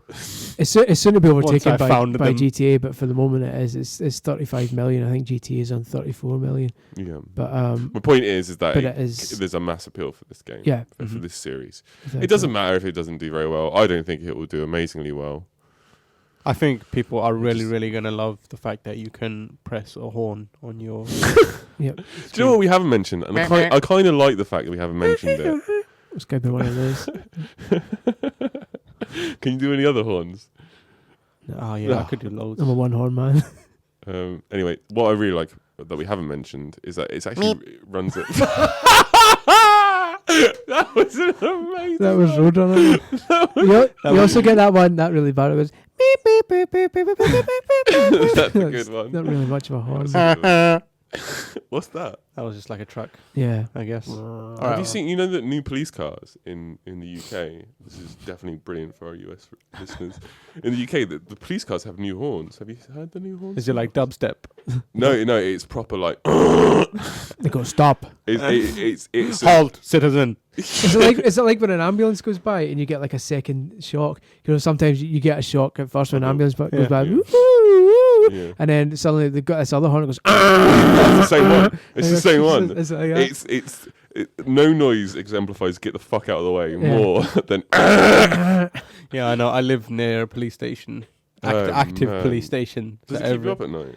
Not really. Like you learn to tune it out. It's almost background noise, like because it's not like constant. It's like every now and then you'll just hear. That means bad things are happening around. I feel sorry for people listening to this podcast, just getting shocks every Yeah, time. full volume. You were about to say something that we haven't mentioned about Mario Kart. Yeah, but I also wanted to know, like, because you live near a police station and the sirens go off all the time. Do you think like the world is like you must have a sort of twisted view of the world, like it's full of crime and Yeah, it's one of those things that makes me kind of at times. I think I'd be well positioned if I decided I wanted to be like a vigilante, because they all have like radio. For everyone that wants to know, Timur thinks he's Batman. He's been hinting at this for years. Yep. When I want to go out and fight crime, other people, they have like radio scanners in America, but I've got the actual police nearby. So if I needed some sort of sign, I hear the sign, the sirens, and it's time to suit up. Can you go Super Saiyan yet? I cannot go Super Saiyan yet. They Give are us your best attempt. now. I've got a video which I believe that kid. That kid, Really, he did it. I saw it. Like his hair didn't go yellow because his hair's not suited to. Yeah, I define like the way gravity. he was looking after he did it when he Yeah. had his head down but his eyes up. He's looking, yeah. He's just Yeah. like, this is happening, whether you believe it or not. This is happening. I can put it on feel it. YouTube. Yeah, I'm gonna put this on YouTube. That's the reason I believe it happened. If he had enough confidence to put it on YouTube, it makes me feel that something within him changed, Yeah. and it was a worthy enough experience or rewarding enough for him to share it. So I think I think it's I possible. guess if you put it on the internet, that is rewarding it's- itself. yeah. Like that guy that directed Loose Change, the 9/11 conspiracy movie. Who I watched that many times. Yeah, I watched that many times as well. Do you know I've got more followers than him on Twitter, which I get a little thrill out of because. Fucking hell. So the Can't Because all you do is retweet stories that you write. This guy's trying to change the world with a. No, he doesn't believe it anymore. Oh, doesn't he? He doesn't believe it Oh, anymore. that's a shame. I believed Yeah. it for a little while. I was like, this guy's convincing. Yeah, I no, like it. but like he says he's not part of the truth movement. They call it the truth movement. It's the bullshit movement. Why are we talking about 9/11? I'm sitting here going, what is fucking going on? Anyway, I'm still waiting to know yeah. what part of 60 Mario frames Kart per is. second. That's what we didn't mention. Yes. It's buttery smooth, 60 frames per second. Yes, in which is single pretty player. impressive. It's 60 frames per second on single player and 2 player. When you switch to 3 and 4 player, it drops down to 30. But again, What have it's the a solid previous- 30. There's never. Where have the previous Mario Karts run at? I think Mario Kart Wii was 60 as well. All right. Was it really? Even in 4-player. No. So it's Definitely not not. any different from previous Mario Karts. I would say also the one long-term weakness of Mario Kart has always been its single player. They haven't really figured out how to do it. They need to do like a really stupid story weaved around this thing where you just line up and race each other. Like that's the what I love about Mortal Kombat. It's like we're going to turn this into an actual story when actually the main crux of the gameplay is two people square off and then beat the shit out of each other. Yeah. They need to create some sort of world-ending tournament where all these Yeah. characters need to race each other and stuff like that. Yeah. Well, if you look at a game like Towerfall, the reason I love Towerfall for many, many reasons, and everyone listening should definitely get it. Mm-hmm. But I'm the best. I'm the best. Are we even having this discussion? I'm clearly I've really lost a game in it. Sorry? In Towerfall. Oh, yeah. Scullion Yeah, but if hasn't you want to lost, be yeah. entertained, you watch My Pink Assassin. Like, This he's is- a baller ass. Like, he's just like. Let's not debate Parrying who's better because of ultimately. Anyway, what's great about that game is it's a magnificent multiplayer game, but the single player stuff is completely different. It's not like with Mario Kart, the single player is basically multiplayer with AI. It's a tournament. Yeah. And they should do something different, I think. They Yeah, should try I mean- different things. I mean, certainly with Mario Kart, a lot of people got longevity out of the online side of things. yeah. So as long as the online side has enough options and it isn't just straight racing, and there's the kind of remember the added challenges to some of the Mario Kart games and stuff like that. If they can't keep a regular community going and regular challenges and regular stuff like that, then I think that might kind of fill that gap a bit. Yeah. Obviously, it will never be like a full career mode or anything like that. But What did you think of Diddy Kong Racing's single player? Because it's mixed up a bit, didn't it? It had characters in it and boss fights in it. and it was a bit racist, if I remember rightly. But That's not what I like about it. Yeah, it was racist. Diddy Kong racism. It wasn't really, by the way. We were just joking. Come on. There's like some Indian stuff in there and Yeah. like weird stuff that. And- We were not accusing any company of racism. Oh no, definitely. No, not. we were It was- accusing Diddy Kong of being racist Yeah, directly. The character, yes. yeah. Oh, he's. We're allowed to call the character Yeah. racist. Yeah. Yeah, that yeah, goes. yeah. Diddy Kong racing that I quite enjoyed. It was Everyone got a bit confused. They were like, Yeah. what the fuck's going on here? it was extremely difficult, but I liked what they at least tried to do with it. The kind of Mm. adding a story to it, collecting the balloons, and Yeah, exactly. yeah, that was quite clever. So I just think, we say it's like 60 frames per second single player, but maybe they should mix it up a bit, change the formula a little We'll make bit. it 40 frames. 43 frames. 61. Oh my god! My I can't even see it. My beautiful mind. No, Okay, I think that's Mario thoroughly Yeah, covered. we did it. Let's do a quick question round. In the Okay. past, I've been posting questions, soliciting questions from Facebook and Twitter, and honestly, they're a bit shit. I imagine. So I've come to the reliable place, our forums, where Oh, yeah. you might not get a lot of questions, but you'll get some good questions Yeah, because good- our readers are smart, they're clued on, and we love them. Yeah. The last dodo says, did anyone else see that trailer for Michael Bay's TMNT movie last week oh, don't get me started. and feel so repulsed that they want to chew off their own face? I didn't see it. I did see it, and Chris saw it, and fucking lips, man. Those lips. They've given those turtles actual human lips, which looks scary as hell. Like, there's a bit where Megan Fox is like, oh my god, I'm about to be raped by a giant turtle. Oh my god. And that is how Megan I Fox feel. is in it. Yeah, she plays April O'Neil. Jesus Christ. Yeah, Chris. I thought it was interesting. I'm curious. I'm a fairly large Turtles fan, so jury's still out for me. But Mm. yeah, I'm April not convinced with the look. Someone put up. You showed me an image that someone put up saying how the turtles should look. Yeah, and- fixed version. Yeah, and yeah, I would much rather look. Yeah, like that. I can't- they got the original kind of like smooth mouth kind of thing going on instead of actual human lips. Does it have vanilla ice? No, it does not. Does it have Kevin Nash as Super Shredder? Was Kevin Nash Super Shredder? Kevin Nash is Super Bullshit. Shredder at the end of the second film. Bullshit. Yep, Don't test him Not on this. true. Was. Don't test him That's on this. mental. definitely was. That's amazing. I liked how large and physically imposing they were, though. I still remember the Yeah. rap. Go ninja, go. You're not the only one. that doesn't make you special, Rob. Geigerman says, Fucking hell. Geigerman70 says, what do you make of Phil Spencer? We've already done that one. Balladeer says, to more things, Spector. Wario and Waluigi are the best Nintendo characters. What about the rest of you? And then he posted that picture of Tingle. What do you think? Best character in Nintendo's universe? The Oh right- my god, that is a hell of a The question. right answer is Thank Wario. you. Thank you, by the way, for an actual question. I don't know. It's Wario. It's Wario.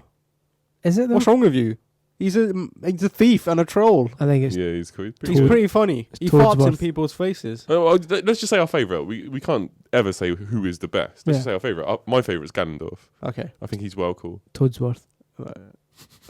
Contrary to what Rob says, Wario is the best. Can't get his name right. Madrio. Mario. All right, Minecraft, giving me shit about pronouncing things wrong. Stone Cold MC, good friend of ours. Yeah, he's and one of our awesome mod. moderators, I Yeah. believe. Yes. Yeah. It says digital prices. Both Sony and Microsoft have offered pretty good deals on some titles. Emphasis on the some. Yeah. It's mainly games that have been out for say a month, like Thief or Tomb Raider. But how long till we get parity against retail? It's why the only game I've bought on launch day digitally was Titanfall, just because it's Titanfall. So how quickly do you think we'll start to see digital prices mirror what we can get if we bought disc, or will we really never get that? So is he asking?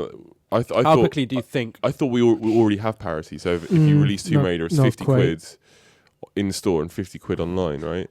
Yeah, I think the problem is that that's by the RRP, but a lot of shops will undercut that anyway. So by and large, if you go into, Right. or if you go into a shop or say get a game off Amazon, you're now likely to spend 40, 45. Oh, of Whereas course, yeah. some are even still like 55 or Yeah. 59 on the Sony store at least. I've not. I think Check I the think Xbox what one. he's saying is there is a discrepancy between what comes out digitally and retail, and then on top of that, retail prices start to change a lot quicker than they do digitally. I guess the stock response to all of these sort of questions is that the digital business model and the retail business model and the companies involved are completely different. They work completely differently. They pay different taxes. They have different costs. Everything is completely different. I know you can compare the numbers. You can say this is a retail price and this is a digital price, but they are always going to be completely different businesses. When retail eventually goes, when discs eventually go, and that's going to be maybe within 20 years, maybe within 10. When discs eventually go, there won't be a problem. At Rob_Crossley_ on Twitter if you want to flame him for saying that. But it can't. I mean, surely, with that in mind, the different taxes and the like, surely there's still a far greater profit being taken from digital games than a retail game. Oh, massively. So there's definitely room for that to be dropped. Yeah. You would imagine. Yeah, but I mean, Sony has to think about loads of people. So Sony has to think about retailers who stock its console. You can't undercut your partners. Yeah. You can't. And one of the key reasons why Microsoft 180'd its digital policy is because GameStop the shares in GameStop were collapsing. I just want them to open their own stores and just get rid of them. The rest of them, like open a Sony store, open a Microsoft store. You've got them already. Just put them in there. Yeah, well, I mean, Yeah. Someone just needs to at one point just bite the bullet and cut. well, that's the what people out. I mean. The honest truth is, Microsoft tried to do that. That's what the Xbox One was. Well, I wish they'd had the bottle to just say, well, tough, because they're essentially holding a gun to their heads by saying, Yeah. these are the prices we're setting. Like Yeah. they get the RRP proof and then they was- say, well, here's the prices we're setting. Deal with it. The proof was that the industry the games community wasn't ready for it. Yeah. Yeah. I know. The thing is, I know at you the want the parity in prices. At the but same time, they don't want one thing, but they don't want the thing that's necessary to cause the other thing. Yeah, So it's yeah, like, if exactly. you want that, you need to have to bite the bullet. Yeah, have to bite the bullet on See, one the hand. thing is, you've got shops like Game and the like saying, like you say, having clout and having leverage and but at the same time they're not exactly doing well. So it's proof, if anything, that their model relevance is isn't declining. exactly working either. So Yeah, Bide your absolutely. time. That's what. Wait it out eventually. I The think thing is- 40 quid's the sweet spot. I think. Hmm. And digital games are £40. Then people can start worrying about digital games then costing much less than physical ones. I think for now we need to concentrate on getting the digital ones releasing at $39.99. I think that's what they need to aim for now. Well, I mean, I don't think any games company can give people the impression that digital games are cheaper. They can't do that. When it comes to their business relationships, they can't say all our stuff is cheaper online. They can't do it because they have to keep their retail partners in business. They have to. See, that's mental. They just work around it by just discounting stuff a lot quicker. I don't think they like the idea of their games being undervalued anyway. Yeah. Oh well, we'll see. Mm. Barry316 says, "What's the best game you've never played?" By that I mean it's been rated highly in reviews and everybody tells you it's great, but you just never got around to playing it. That's a great question. Recently, Titanfall, but Oh, right, yeah. um, I've got so many. I can't think of anything. Dark Souls, Yeah. Civilization, SimCity 2000. SimCities, any of the SimCities I've never played. I played the latest one. I thought it was brilliant. And people say, if you like that, you'd love the original. Oh, because the latest one's apparently like hot trash. The Sims. Haven't played any of the Sims. I just don't like the idea of Sims. Like I've tried in the Sims is past. good. I like The Sims. I haven't played any JRPGs. So Final Fantasy 7, all the Final Fantasies. You'll be alright. Oh, I want to play Chrono Trigger. Oh, Chrono Trigger, you should definitely play. Yeah, like people are pushing that on me pretty. Chrono Trigger, Final Fantasy 9? 7 is overrated, I believe. A lot of people will murder me now for saying that, but it's overrated. Minish Cap, Zelda and Minish Cap, apparently Minish really Cap underrated. is really good. Yeah. All right. Regi says, if you could pick one thing to be announced at E3, what would it be? I think we might have answered this last week, but Rob, you probably didn't get a chance. It's Half-Life 3, isn't it? Yes. Okay. Chris? I want Nintendo to announce a Netflix-style virtual console service. I think we spoke about this in previous podcasts. Yeah. Okay. Where you pay a set rate and get access to the full. They're going to go big on E3 this year, aren't they? Presumably. I haven't been told anything. Well, the best Nintendo E3s generally come after poor. Well, not poor. Not like the last one was terrible by any means, but yeah, when Nintendo's kind of a cornered animal, that's when they produce the best stuff. So I can imagine them just saying, bang, bang, bang, bang, bang. Here's a fuck ton of games. That's actually it. Just That's Reggie goes, goes, bang, bang, bang! It just And games then like leaves. explode out his chest like a. he's doing finger guns in the air. It'll be like bang, bang, bang, it'll be bang, like- bang. And then Wallace is nodding his head and he goes, you won't understand. Reggie will come out and say, "You wanted F-Zero? Here's F-Zero on Wii U and 3DS and Bang, bang, bang. SNES." And My prediction is that they're not going to do that. Yeah. I don't even know if they're going to... I think there'll be one to keep the fans So- happy. I think there'll be either an F-Zero or This Metroid. happens every time. Yeah, no, but Every time Nintendo Direct happens. But they must be it's getting gonna sick- be but they- fucking Metroid. It's not. No. It's going to be But Wii U painting Yeah, it's, for your fucking it's tablet. going to be, we are partnering with Hasbro to make a new Metroid puzzle collection. Well, don't know what that is. Which will be available in toy form. Yeah. Hence the Hasbro. no, Yeah. it'll be. My Little Pony Wii U. They will do one of either F-Zero or Star Fox or Metroid, and not any more than one. I bet, because they Bullshit. for years now they've been listening to this, and there's no way they can do all three because They're not doing because F-Zero. You because underestimate historically Nintendo's they power can to do read all, the audience and what they No, want no. and completely ignore they it. can Yeah, they can that's do right. no, because that's a common misconception. No, it's not. It definitely It is. hasn't been an F-Zero game in 12 Everyone years. wanted Mega Man. Metroid games been No, fucking... no. Shit They, since they, the they, game. Long they time. do what people ask. It just takes them a long time to realise that everyone wanted Earthbound on Virtual Console. It took a full generation before they did it. Everyone wanted Mega Man and Smash Brothers. It took them a full no generation one before wanted they did Mega it. Man and Smash Bros. Yeah, but that, when you look at the forums and people saying who do you want in Smash Bros, so many people said Mega Man. But before it was Sonic, they all wanted and they got it, and then they all started saying Mega Man. And Yeah, but they got that's that. characters in a game that's definitely going to sell well. Yeah, I know, this but is- this is yeah. what I'm saying. That's why I'm saying they won't do all three, because they know that traditionally F-Zero and Metroid and Star Fox don't sell. But I think they'll do one just to keep people happy, just like they did Punch Out. Or, Please be or- Metroid. If but you're going to do it, just do Metroid. Yeah, just do Fuck the Metroid. rest Yeah. of them. I think that's the least likely. Oh, Oh, don't say that. Fucking hell. What's the most recent, isn't it? I know other M's shouldn't count, but they had Metroid Prime Trilogy and everything, while everyone's been waiting for a new F-Zero and a new Star The Fox. thing is that you the can use the F-Zero pad is too for- similar to, like Rob said, there's elements of F-Zero in New Mario Kart, and they won't just put out another racing game. I Racing think- games are kind of, Yeah. they're not, if it isn't called Mario Kart, they're not putting out a racing game. I think Star Fox 64 3D was a test to see how well. You know what? To, I'd to take- see how well How the reaction was. franchise does. And I'd take, I think there'll be a Wii U Star Fox. I'd take a Wii U Star Fox made by Retro Studios. Mm. I don't mind that. I just want him to work on another Metro Prime game. But like no, a good no, one. Metroid Prime. I'd rather have. I don't mind if they do a full on, like super nice looking side scrolling Yeah. classic 2D 2.5D Metroid. Do that. Imagine a Star Fox. Koji Igarashi is not imagine doing a Star anything right Fox now. on He Wii just U. left Konami. Pick him up. Give the game to him. He'll make you Castlevania Metroid. Go. Imagine a Star Fox Wii U That's a where great idea. a Star Fox Wii U where the gamepad is your communicator. So when Slippy appears, he appears on the screen and comes out. The like appears actually on the screen. That'd be amazing.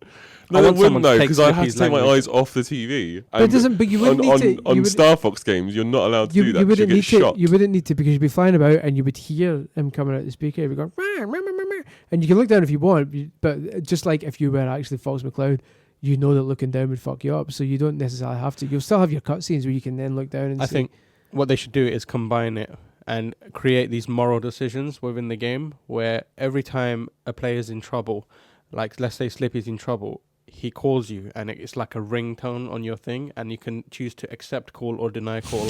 And if you hit deny, Slippy is definitely gonna die. So you hit deny, and then you just see Slippy just get gunned down by all these fighter pilots. Got an iPhone. Like, there's a bonus stage of Fox just lying in his pants in his house, and it's his just phone like, just going off, and fucking putting the phone down. And then what you do is like once they're dead, you have to go in manually and delete their numbers from your phone. So it's like you have to reflect on. Use the Wii remote's motion sensor to toss dirt on their coffin. I do think it would. I mean, I hate the gamepad so much. What? The Wii U gamepad. Why? It's atrocious, man. Come on. I mean, I don't know where to begin. Everything about it is terrible. Like the build quality, the battery life. The build quality is shit. It's fine. It's not fine. Have you got an iPad? Yeah. How much was it? Yeah, no, I'm not saying it's more expensive than iPad. I'm saying the build quality is terrible, and it is. I think it could have been something interesting, but it was just the rumble. I don't know where the rumble comes from. If you want a gamepad with a similar build quality as an iPad, would you be willing to spend 600 quid on a Wii U? No, and that's why it's a bad idea. But it doesn't do half the things the iPad does. It doesn't even have capacitive touch. Yeah, it's just not supposed to. Yeah, but the thing is, but the thing it wants to do, it does poorly. That's the thing. Like it wants to show you the game from the screen on your thing, and it looks shit. I don't like looking at these things on my on my gamepad because they look like crap. I want it on my screen. Nintendo's whole policy ever since the Game & Watch was doing new things with primitive technology. That's how they actually used to describe it. Is as I can't remember, something to do with new ideas out of primitive technology. Because the Game & Watch was just a shitty old calculator repurposed. The Wii Remote was just a bunch of shitty accelerometers repurposed. The Wii U was essentially a game. It was essentially is old kind of LCD repurposed.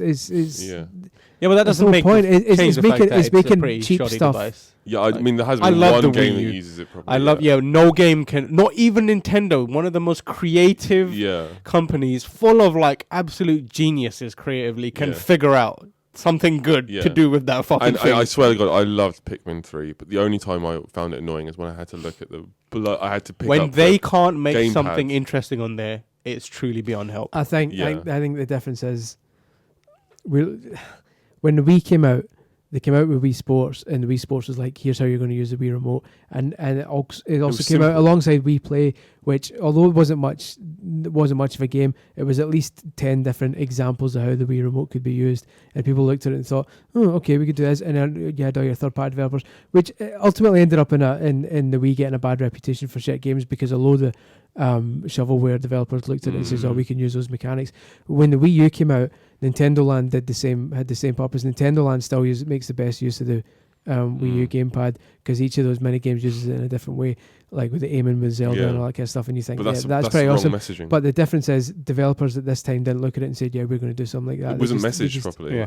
You can't say to people, hey, we've got 5 average ideas for a game, which is what Nintendo Land was. But those were good ideas. The problem is Nintendo just didn't get them in people's hands the right way. Wii Sports, they got in people's hands because it was a visual thing. You could see someone swinging. You could see someone swinging a tennis racket. It was just unfocused. I just think Wii Sports was a very good idea. Done amazingly. And Nintendo Land was a bad idea.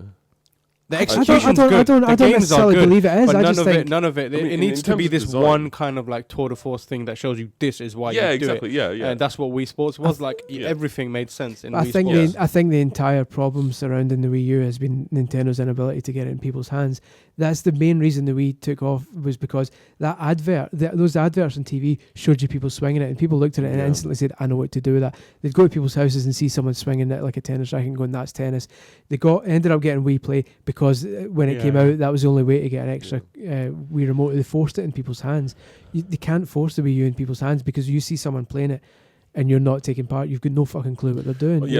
That's fair enough, man. I still fundamentally disagree in that. Once the thing is in your hands, I mean, I really don't like it. I agree. I really enjoy a lot of Wii U games, like Super Mario 3D World, one of the best games I've played in the last 5 years. But everything about that Wii U gamepad doesn't feel right. doesn't feel good. I agree. I disagree. Final question. Geigerman70 returns. He says, Oh yeah, it's questions. sorry guys, got another question. This will be one that you can talk about quickly. I've read a lot of stories on CVG recently of devs and designers leaving studios or getting laid off. The murdered Sole Suspect company says that it's the normal ebb and flow of game production. In your expert opinions, is this par for the course, or is our beloved hobby having serious trouble sustaining itself? That's both of those guesses are right. AAA gaming can't sustain itself at the moment the way it is. It's too expensive. You have companies like Rational Games closing down because BioShock Infinite didn't sell, 10 million copies. Games are becoming too expensive to produce.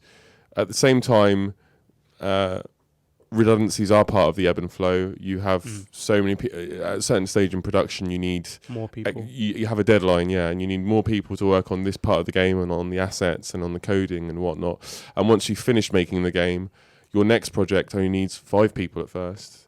Yeah. Then it needs,